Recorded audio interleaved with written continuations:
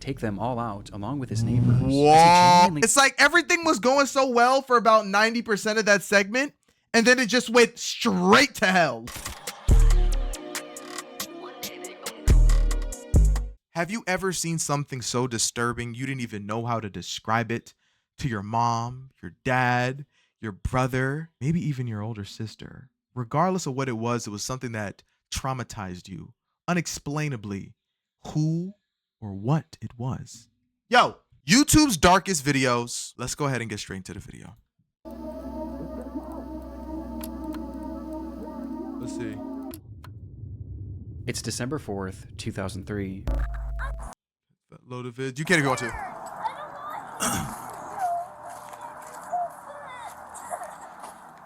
I don't want to go try to get them to stop doing that. A police officer walking in a local park. I'm going to stop them from doing that. See, the problem is that like people be like, yeah, let the kid go. Like, don't y'all listen? Why doesn't the kid want to go back to that location? It's not always, oh, mom is mean. Mom is mean. What if mom is beating him with a metal rod? You know what I mean? What if he has 19 lashes on his back? And I ain't talking about the years of slavery. Like, let's be real.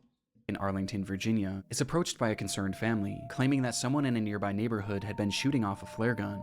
The officer could hear it too, and following the sound, he eventually found himself at the home of 56-year-old James Yu. Okay. The man lived alone in his half of this duplex, and was described by neighbors as a recluse, known to exhibit unusual behavior. Oh, he was a weirdo. Across his social media, he made posts claiming that he was the victim of fraud. James Wu, the witch in Wayne County. Okay. One motion being held at, okay. At the hands of all sorts of government agencies, as he had Bro a got deep the same distrust of the PFP. US government as well as law enforcement, and he believed that numerous people were attempting to kill him, like his ex-wife, the FBI, and even his neighbors. What happened to his wife? His posts seemed entirely nonsensical, and so did many of his actions. In the months prior, he had covered up all of his windows with garbage bags and aluminum foil, and he even wrapped his trees in toilet paper. And though these actions are entirely harmless, on this day, things were becoming far more troubling. Wait, did he end up seeing something? When police arrived at his home, Yu would be seen firing his flare gun out of his window and into the air, over and over again. And despite repeated attempts to get him to stop, Arlington County Police! Stop shooting the flares! Mr. Yu! What is he? Why does he keep doing it it? up, shooting 41 flares in the span of just 25 minutes. And he did it all with no explanation. In fact, he didn't even say a single word. Understandably, police were eager to get Yu out of his home for questioning, as at this point it wasn't obvious whether or not he was a threat. And so for hours and hours they called out to him, first asking and then demanding that he exit his home. James, Arlington Police, come to the front. Oh my door. gosh. Hands up. Do it now. We have your building surrounded. But still, there was no response. Growing impatient and worried that Yu might be planning something, the police would eventually bring in a specialized vehicle to bust down the door and spray the inside of the home with gas, all in an attempt to draw Yu outside. James, stay away from your front door. Stay away from your front door, James. Oh my gosh. And in response, Yu began firing once again. Only this time, he wasn't using flares. Oh my gosh, was he using a gun?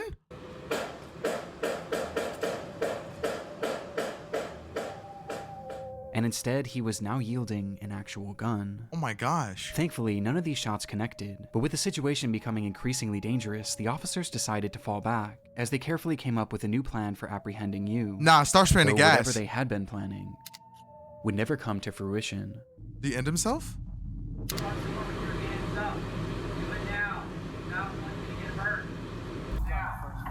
Yeah.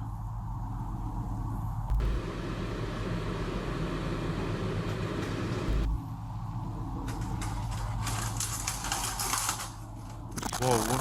Oh my gosh! Oh my gosh! Was that a bomb? Did you just throw a bomb? What the landmines?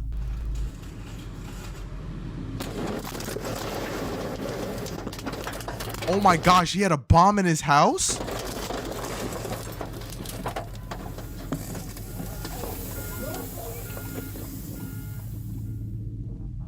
In a split second, the home was gone, as a massive explosion rang out from inside the house, my gosh. reducing the entire structure to rubble. Inside the house, Yu had stored 55 gallons of gasoline in his basement, 50? which he saved for that moment to ignite with no warning and no explanation. Based on the footage, it's been theorized that Yu's actions were an attempt to lure police into his home so that he could then set off this explosion and take them all out along with his neighbors. As he Whoa, genuinely that is insane. believed that both parties were conspiring to kill him. Though somehow, when the So smoke cleared, no civilians or police officers had so much as been injured. All that was W's. found in the rubble was the remnants of a single body. You? Though for a moment, this wasn't the end of James Yu's story. Before that body could be identified, reports across social media began emerging Oh my showing that gosh. James Yu was somehow still alive. Whoa. It's obvious After America convinced the world to against me. Y'all are insiders, access my accounts. My neighborhood. Oh, my neighborhood. Yo, he can't spell. Is Crowley with spies, Mr. Surveillance with neighborhood. Cameras recording everything, then passing the video and recording to other parties. Who then passed the information to media? Oh my the gosh. blast, comments were being made on what appeared to be Yu's YouTube channel, where he stated that this whole thing was a cover-up and that he wasn't even inside the home when the standoff started. Which, looking back, we never actually see him, and we also never hear his voice. Numerous posts pointing out this development would go viral and cause mass confusion about the story. Oh my gosh. Which was only heightened when it was revealed that the body inside that building was in fact James Yu. Though in the end, it wasn't really as mysterious as some originally thought. Wait. As it turns out, the post showing these comments failed to realize that this wasn't actually Yu's account, and instead it had a completely different username, with the account likely having been created as nothing more than a hoax.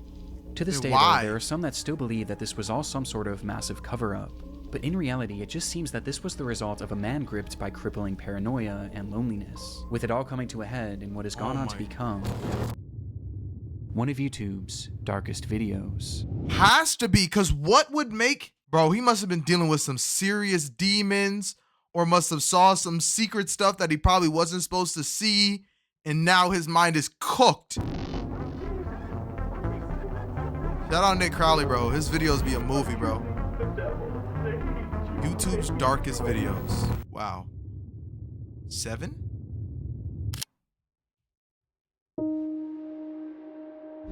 The internet is a dark and disturbing frontier. This year alone, countless people have fallen victim to high-profile data breaches, raising serious concern about personal information security. Ticketmaster experienced a breach compromising over 560... Okay, I was about to say, that was an ad. It felt like an ad. Let's see. Ooh, W visuals. Dream Space 2006 footage. There was really nothing else like it. This obscure 27,000 square foot structure allowed visitors to enter into what must have felt like another dimension. It was an exhibit called Dream Space and was the creation of British artist Maurice Agus, a 74-year-old artistic visionary obsessed with the idea of creating large-scale surreal environments, and this was his magnum opus. The structure was inflatable, akin to a massive bounce house, and once inside, guests were confronted with a labyrinth of brightly colored walls and cells, twisting and turning into some sort of surreal maze that patrons were told to lose themselves in. This piece of art premiered back in 2004, and due to its inflatability, it was actually built to travel, making stops in major cities in the UK, before it was eventually set up at Riverside Park in Durham on the 22nd of June. You know what I'm assuming? I'm assuming what happened, right? I'm gonna go so basic and so gonna make so much sense. All I'm assuming is that the balloon popped and it ended up suffocating a lot of people, and they probably don't know why it was done. The very next day, 68-year-old Elizabeth Collins would visit the area with her husband and her daughter, as well as her 14-year-old grandson. And spotting this unusual structure in the distance, Elizabeth's grandson insisted on checking it out, excitedly taking off his shoes and running inside. And while the rest of the group was more apprehensive about entering, Elizabeth eventually decided to accompany him, leaving her husband and daughter on the outside, though not before turning back to them and joking that she was going in to find peace and serenity. Outside, Elizabeth's husband and daughter sat at a nearby table and enjoyed a cup of tea whilst conversing about the events of the week, only for the man to turn his head and notice that Dream Space was slightly moving, to which he excitedly said, "Oh, it's a ride." No way it got flown off into the air. "It's a ride. No I wish way. I had gone on it." The daughter then turned her head to see the structure as it began to rise up off the ground. No to way. which she chillingly responded, "It's not a ride." Why didn't anyone think about it being strapped down? What? Why was nobody's thoughts like when you make up a tent, you built like, what was the thought process? Why wouldn't you have it strapped down to the ground?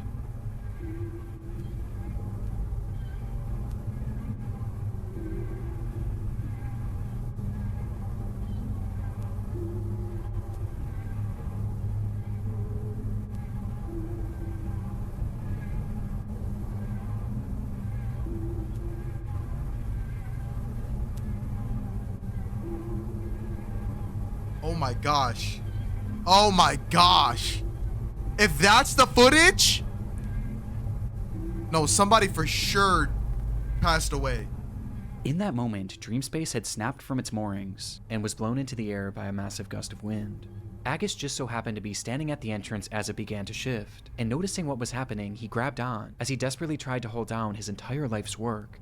Though clearly this was of no use, and after being lifted in the air, his grip failed, sending him falling back to the ground below where he lay staring up at his creation that was now flying 30 feet above him. Oh my gosh. Oh my gosh. Why didn't y'all think to have any like blocks on the inside to like keep it down? Like that still wouldn't ruin the immersion, but what the fudge?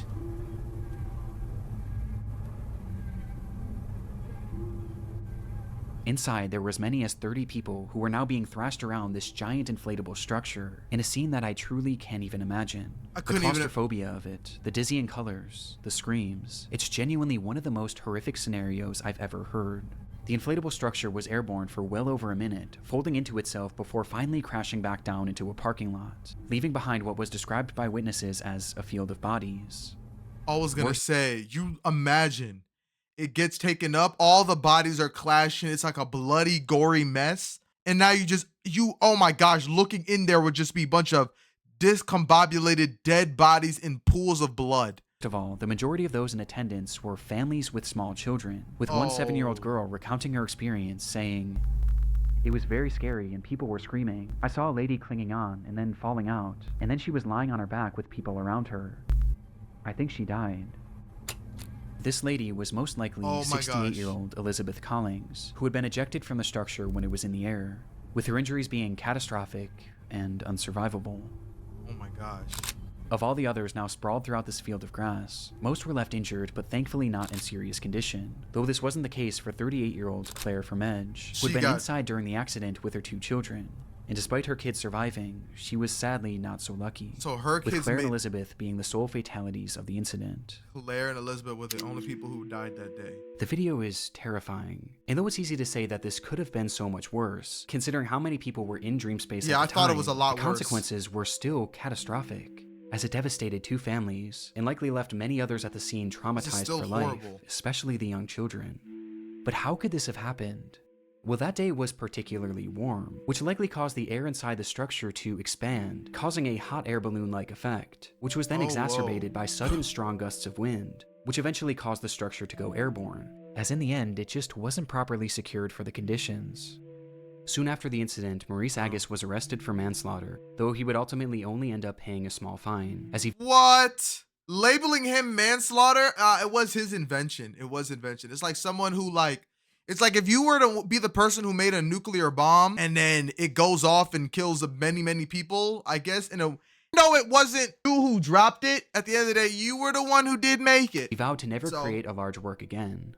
Just a few years later, in 2009, Maurice Agus would pass away, with his legacy forever being defined by this devastating footage. Yeah, he got tainted. That tainted his legacy, bro. That's sad, bro. Ruined 2 families. Happy birthday to you. Happy birthday to you. Oh, God. Happy birthday, Serena. On October 2nd, 2006, police entered the home of 31-year-old Elaine Campione, where inside they found the woman speaking incoherently. Next to her was a VHS camera, depicting a series of disturbing events that had transpired within the home over the previous months and days. What the fuck? With the footage eventually finding its way onto YouTube. Hi, Serena. It's August 8th, 2006. Happy birthday to you.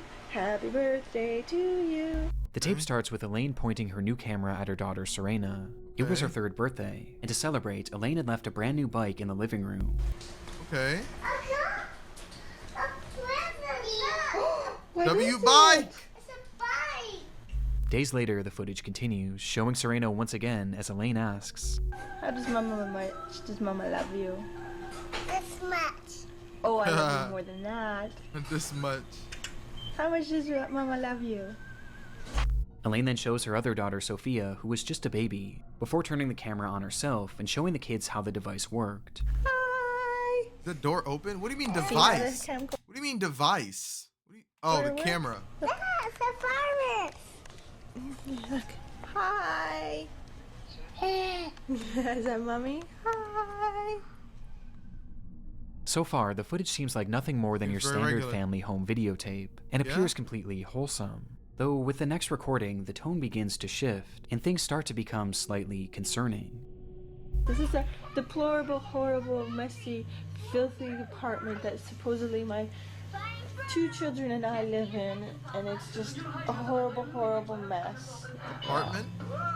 I think Diego Campione is totally in the wrong, and I hope he burns in hell for all his sins, the same as Leonardo.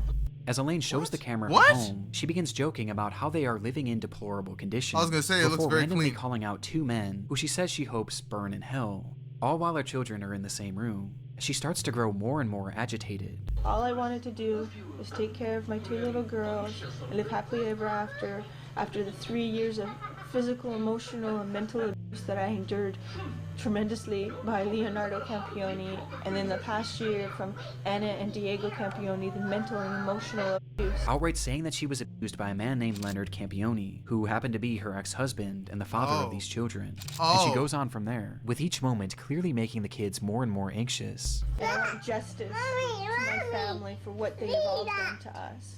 I cried out for help. No. Yeah, they look at even the jet looking over. You say, "Whoa, whoa, whoa! What's going on?" They should have charged him for the assaults he did to me. Eventually causing Elaine to snap out of it and stop the camera. And my poor 3-year-old, I did everything to protect. And what are you saying, Sophia? What do you want? The video then skips forward once more, with this footage being taken just days before the police were called, showing Serena coloring on the floor as Elaine Okay. Who asks, loves ya? Mommy. Who loves you the most? That much? Oh, I think I love you more than that. The scene that unfolds next was recorded on that very same night, Oh, geez. just hours later.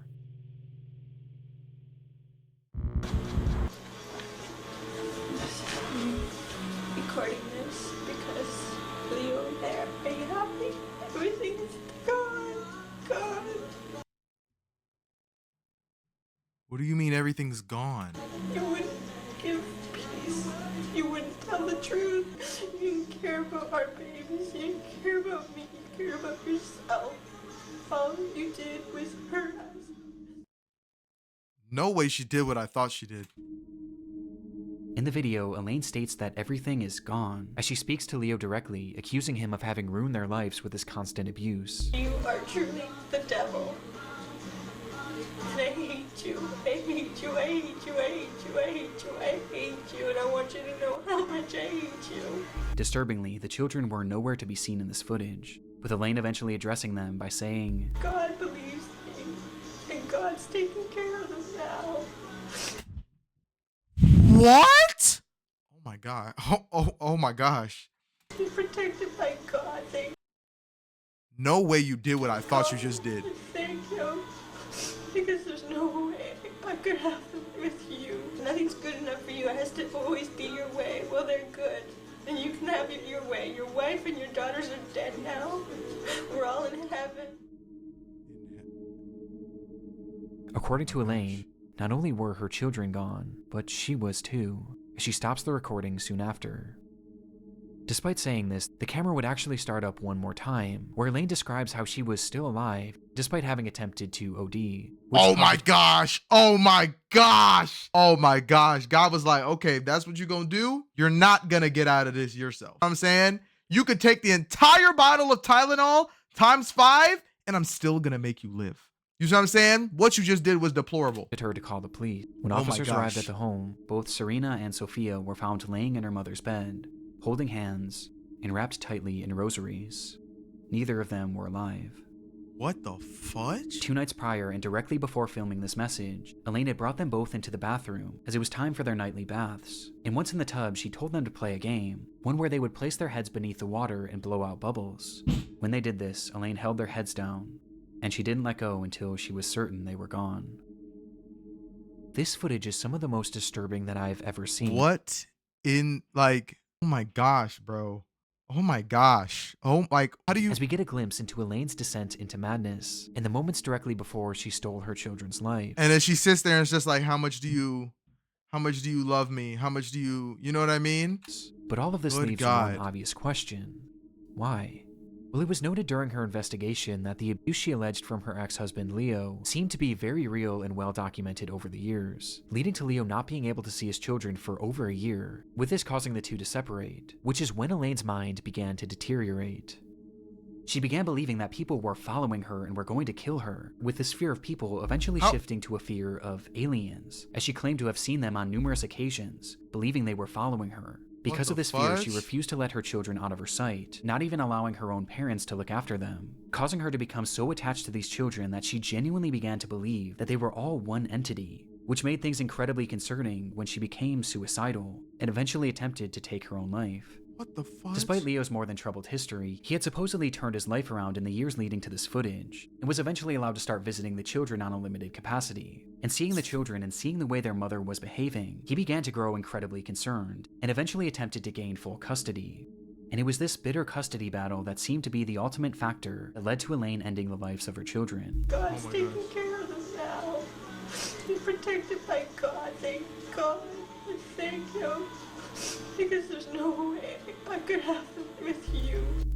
Elaine Campione would be charged with God. 2 counts of murder and would eventually be sentenced to life in prison, with a possibility of parole after 25 years. Today, she's held in a minimum security prison, where she's free to leave once every weekend to attend church and other functions.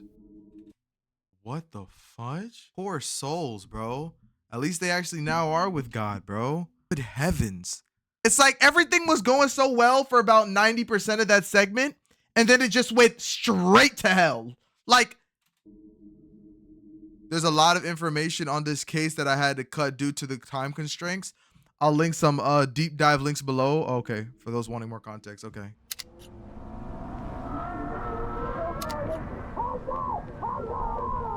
Road rage.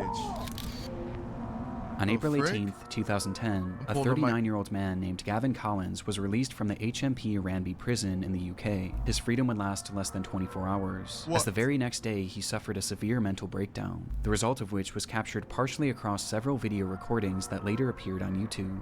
What the fuck? This is the story of his rampage. What the fudge? It began at approximately 9 a.m. in the city of Nottinghamshire when Gavin left his home. Nottingham, As he okay. walked down the sidewalk, those in the area reported him acting strangely, muttering to himself that he was Jesus and that he was invincible. What the Without fudge? warning, he then turned his attention to a random home, which he forcefully entered, stole a man's car keys, and took his vehicle, taking off with no apparent destination. Inside the car, the owner just so happened to have 2 cameras, one being a standard dash cam and the other facing inside the vehicle, giving us a look at Gavin and his apparent mental state. Why don't they do any mental evaluations before they start freeing people? You know what I mean? Like, I know people can fake it, but it's like, I feel like it's like before you do it, probably give them like a good year. A year of strict, like monitoring and test if they're good for rehabilitation. Like, you know what I mean? Before you should be like, okay, your time's up. Time for you to go. Jesus Christ, I'll shut you out with all when the it- eyesight I've got. Hey, I don't need this.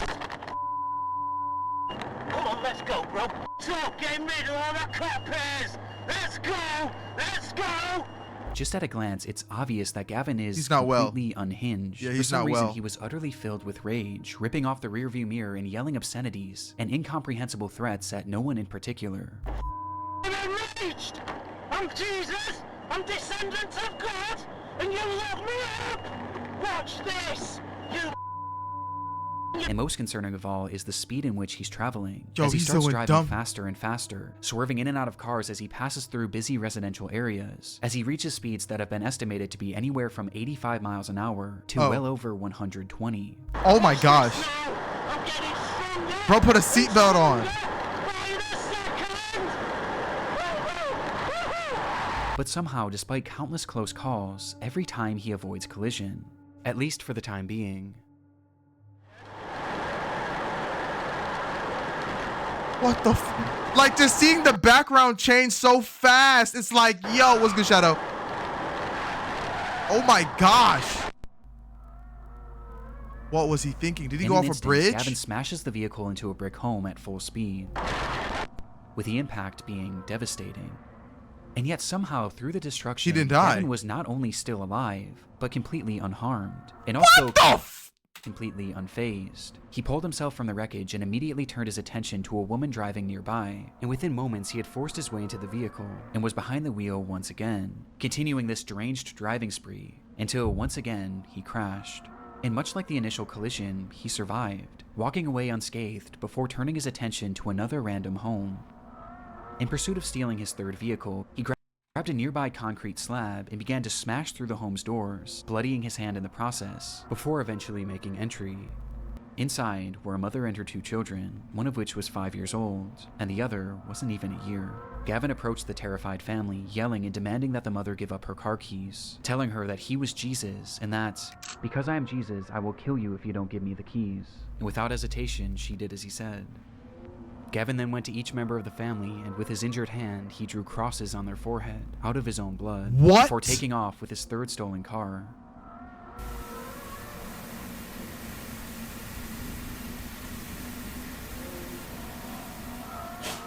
He lived through 2 fatal car crash. I guess his adrenaline was on. Once again, Gavin was driving manically, though this time he was even more reckless, crashing into a brick wall and then a cop car, before setting his sights on a pedestrian. What the fudge? While speeding through a neighborhood, Gavin would see a man standing innocently near a bus stop, and for whatever reason, the sight of this man enraged him, causing Gavin to slam on the brakes and reverse the vehicle, stepping on the gas as hard as he could, and crashing directly into him, leaving him lying there with devastating injuries. Is he alive? Gavin quickly exited the vehicle and found the man lying motionless on the ground, prompting him to shout, "I've killed him. I've killed the devil." What? Minutes later, Gavin would crash yet another car into yet another home, though this time the police weren't far behind.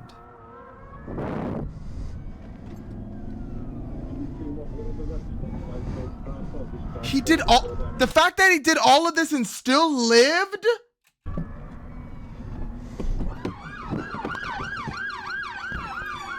Nah, we gonna come on, bro. When you see people like this should just be an instant tase. Just tase. This way. I'll get him out. I'll get him out. Oh no! Get rid of that. Get rid of that. Do not move! Get it up! Get him out! Finally bringing his disturbed driving spree to an end. The man that Gavin had struck was 87-year-old Terry Radford, a retired teacher whose injuries were catastrophic, with the man passing away soon after. According to his family, Terry was an incredible grandfather, father, and son. Oh my gosh. The footage is genuinely horrifying. But I'm so confused. What in God? Most shocking of all is the fact that any of this was even allowed to happen. As stated previously, this was Gavin's very first day out of prison, and based on the behavior he exhibited whilst in prison, he really should have never been released. That's what I'm saying. Why did they let this man out? Why did he Gavin was granted an early release in March of 2019 for charges based around burglary, but just as he was set to be freed, it was discovered that he had submitted an adulterated drug test, which caused his case to be re-examined and resulted in his release being postponed. In response, Gavin lost his mind. Later that month, he assaulted a prison guard before spraying him with an unknown liquid that contained bleach, before proceeding to set his cell on fire and attacking another officer with And you let him free? a piece of wood. Due to his actions, Gavin was placed into an isolated cell, where less than a week later, he started yet another fire, and when an officer entered his cell to put it out, Gavin struck them in the head and pulled out a plastic knife, threatening to slash him, stating that it would be a thrill to kill him. Oh, you gotta be stupid. Gavin's stay in stupid. prison clearly hadn't rehabilitated him. In fact, it seemed to have made him more violent than ever before, and more mentally disturbed. Though shockingly, despite all of these additional crimes, Colin's release would go on to be approved less than 2 weeks later. Oh my gosh. Oh my gosh. Yo, can we fire the judge? That sounds so impossible. But like, somebody? No way somebody looked at him and was like, yup, that guy gotta be free. 100%. We need to set him free. with Gavin being set free on April 18th, and within just 24 hours, Terry Radford would be brutally killed. Gavin was sentenced to 21 years in prison, and during his trial it was revealed that no drugs were found in his system, and instead this all seemed to be the result of some sort of psychotic episode that just so happened to be captured on camera What the in one of fudge? YouTube's darkest videos.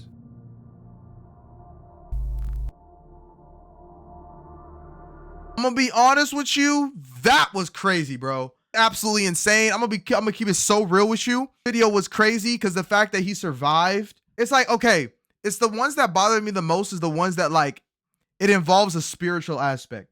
It shows to all the people who don't believe that there really is another aspect of life that you can't see. I mean, there is a spirit world, a spirit realm, to like put it in layman's terms, but there is a other world that you cannot see. And just because you can't see it doesn't mean it's not there. And just because you can't physically, chat's delayed. I feel like one of the ones that scared me was I think it was the death, the one who, you know, she obviously ended her own kids. That was terrifying, but also that crazy man that claimed that he was Jesus. It met insane man, grabbed the blood and put it on everybody's forehead. That's insanity. Bro, you guys gotta, I don't know what you do with him. He's definitely fighting some kind of demons. Some demons were definitely being fought, bro. No cap, no troll, bro. I'm sorry. I'm so sorry for him. But one of the other things that was very odd was the first one. The first one was kind of scary as well, because it's like, what did he do it for? You know what I mean? He died, but it's like, what was going on? He lived going 130, but you got to understand this though. He lived going 130 twice. He got into 2 accidents and at going over 100 miles an hour and still lived. And then the third one, he crashed into a brick wall, crashed into police officers. He lived through all of that and then killed a man. Oh, wow. That was a movie, bro. I hope y'all enjoyed the video. Subscribe to the channel. It's your boy, Kiddabsolute. I will catch you in the next one. BTL4L. Come pull to the Twitch. Twitch Kiddabsolute. Peace.